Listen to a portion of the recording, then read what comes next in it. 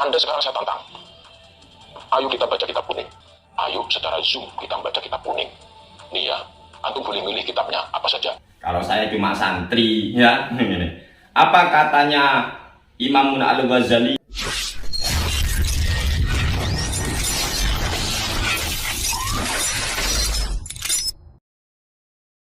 Assalamualaikum warahmatullahi wabarakatuh. Alhamdulillahirabbil alamin wassalatu wassalamu ala asyrafil anbiya'i wal mursalin sayyidina Muhammadin wa ala alihi wa sahbihi ajma'in, amma ba'du. Kali ini kami akan menanggapi atau merespon tantangan atau ajakan ngaji kitab tanpa harokat dari salah satu teman kami sendiri ini sebenarnya, teman-teman ya. Anda sekarang saya tantang. Ayo kita baca kitab kuning. Ya, gak usah nantang Sani Uyu dulu. Ayo secara Zoom kita baca kitab kuning. Nih ya, antum boleh milih kitabnya apa saja. Ya, Bapak Endang Jaya Putra SPD.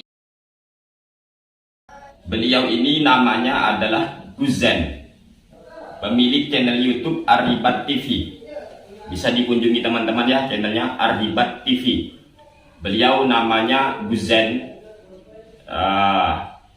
Beliau ini mengajak untuk ngaji kitab ya, ngaji kitab tanpa harokat via Zoom kepada, bukan ke kami teman-teman ya, kepada Al-Mukarram wal Muhtaram Bapak Endang Jaya Putra SPDI. Ini. Jadi Guzen mengajak Anda, Bapak Endang Jaya Putra SPDI, Anda jangan pura-pura tidak tahu lah dengan video ini, Bapak Endang ya. Anda kan orang alim, Anda kan pintar, saya ada di pihak Anda ya Pak Endang. Saya sekarang ada di pihak Anda. Saya dukung Anda untuk meladeni ajakan membaca kitab tanpa harokat dari Guzen, pemilik channel YouTube Arribat TV. Ayo dong Pak Endang, semangat dong, semangat. Ayo terima ajakan ngaji kitabnya Guzen. Saya yakin Anda alim, saya yakin Anda mampu, saya yakin Anda pasti bisa. Apa buktinya? Wah, semua ulama bisa dikritik oleh Bapak Endang Jaya Putra. Buya Yahya dikritik, kemudian Gus Mus, Gus Mus dikritik, Gus Baha dikritik oleh Bapak Endang Jaya Putra. Berarti kan luar biasa. Gus Zaka, apalagi saya teman-teman ya, sekelas Gus Mus, terus Buya Yahya, kemudian Gus Baha, wow, dikritik oleh Endang Jaya Putra. Maka sangat aneh apabila Endang Jaya Putra SPDI mundur ketika diajak ngaji kitab oleh Guzen tanpa harokat via Zoom. Ayo dong, saya sekarang ada di pihak Anda Pak Endang ya. Saya sekarang ada di pihak Anda. Saya dukung Anda. Ayo ladeni. Jangan mundur ya. Sekarang malah dia itu berbicara apa itu? Kayaknya masalah sholat khusyuk ya. Kata Endang Jaya Putra, cara sholat khusyuk dan hasil sholat khusyuk itu. Ya Allah, ini sampai ngerti apa Endang ya? Masalah sholat khusyuk ini Pak Endang ya. Kalau Anda berbicara sholat khusyuk, ini baca kitab Ihya Ulumuddin ya. Kitab Ihya Ulumuddin ini begini bunyinya. Ini juz pertama halaman 149 ya. Dengarkan Pak Endang Jaya Putra SPDI, sarjana pendidikan Islam. Kalau saya cuma santri ya. Apa katanya Imam Al-Ghazali? Fadilatul khusyu'i. Ini keutamaan khusyuk. Qala Allah Ta'ala wa aqimis sholata li dzikri. Allah berfirman, dan dirikanlah sholat untuk mengingatku. Wa qala ta'ala, dan Allah juga berfirman, wala takum minal ghafilin. Janganlah engkau menjadi orang-orang yang ghafil, yang lalai. Wa qala azza wa jalla, la taqrabus sholata wa antum sukara hatta ta'lamu ma taqulun. Allah berfirman, janganlah kalian mendekati sholat, atau ada yang mengartikan melakukan sholat, ada yang mengartikan maksudnya jangan mendekati area sholat yaitu masjid. Ada yang mengatakan seperti itu. Wa antum sukaro, pada waktu itu kamu lagi mabuk. Jadi jangan dirikan sholat ketika Anda mabuk. Hatta ta'lamu ma taqulun, hingga kalian mengerti apa yang kalian ucapkan. Kemudian qila sukaro min kasratil hammi, mabuk gara-gara banyak angan-angan, banyak harapan, lamun tok. Itu namanya sukaro min kasratil hammi. Wa qila min hubbid dunya, ada yang mengatakan mabuk gara-gara cinta materi dunia. Ini wa qala Wahab al muradu bi zahiruhu, tapi yang dimaksud katanya ini Wahab ini yaitu zahirnya ayat tadi, yaitu benar-benar mabuk tadi. Fafihi tanbihun ala sakri dunia, maka di sini warning terhadap yang namanya mabuk dunia, gila dunia. Jadi janganlah kamu ini gila dunia lah, ya. Kita ini jangan sampai gila dunia. Iz bayyana fihi illah, sebab Allah menjelaskan di dalam ayat tersebut tentang ilatnya. Faqala, lalu Allah berfirman, hatta ta'lamu ma taqulun, sehingga kalian mengerti apa yang kalian ucapkan.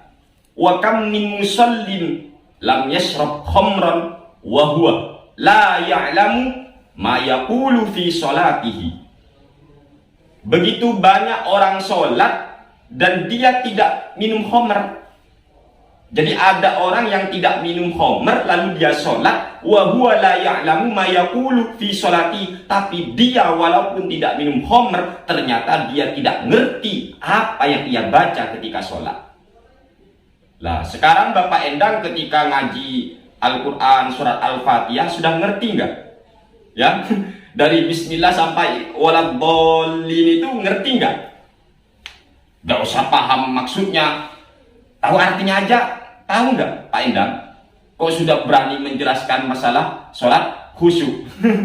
Imam Al-Ghazali sampai menyatakan seperti itu. Wa kam min musallin lam yashrab khamran wa huwa la ya'lamu ma yaqulu fi sholatihi. Begitu banyak orang yang sholat pada waktu itu dan dia saat itu tidak minum khamr, namun dia tidak ngerti apa yang ia baca dalam sholatnya. Jadi kalau Anda itu belum paham, Endang, jangan sok-sokan bicara sholat khusyuk. Wong Al-Fatihah aja kayaknya Anda ini gak bisa kok. Apa artinya? Gak usah maksudnya, artinya dulu lah. Apalagi sampai Anda nanti baca surat setelah surat Al-Fatihah. Contohnya baca surat apalah seumpama Bismillahirrahmanirrahim, apalah seumpama membaca ara'aital ladzi yukadzibu biddin fadzalikal ladzi yad'ul yatim wa la yahuddu ala ta'amil miskin fawailul lil musallin alladzina hum an salatihim sahun alladzina hum yura'una wa yamna'unal ma'un. Ini Anda seumpama baca surat ini, Anda paham nggak artinya? Kalau Anda nggak paham, masuk kata Imam Al-Ghazali di sini. Banyak orang sholat dan dia pada waktu itu tidak minum khamr, tapi dia nggak ngerti apa yang ia baca. Ini.